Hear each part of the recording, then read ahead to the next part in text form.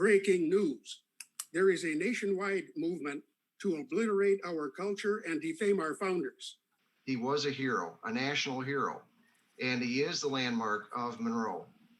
My life was Monroe, okay? And when you tear down the statue or move it or put it in a barn, you're tearing my right shoulder off and my left shoulder because I worked for Monroe. You know, it's part of our history.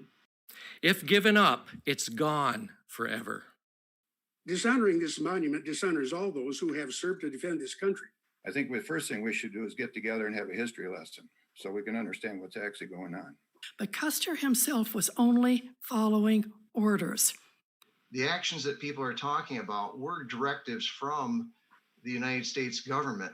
The social justice crowd is practicing reverse discrimination. He's had a great impact on this city. No appeasement, no PC, no mobs. I mean, I guess my other suggestion would be, what would be next? You know, we have Washington Street. We need to change the name of Washington. Where does it stop? Are you going to tear down the signs, tear down the statue, blow up the farm, dig up the Custers in the cemetery? Where does this end? Appeasing contemptuous behavior of an unruly mob leads to more demands, a never-ending cycle of inevitable ignorance. Racist? Not by the historical facts of his actions. Custer is a part of this community and will always be, regardless of how you feel about him. And don't use my tax dollars or Biden's tax dollars to move our statue, which is fine right where it is.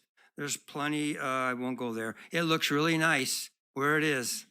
Just what numbers of Native Americans killed constitute genocide? Thousands? Millions? Not to condone them, but they're not even minutely genocidal.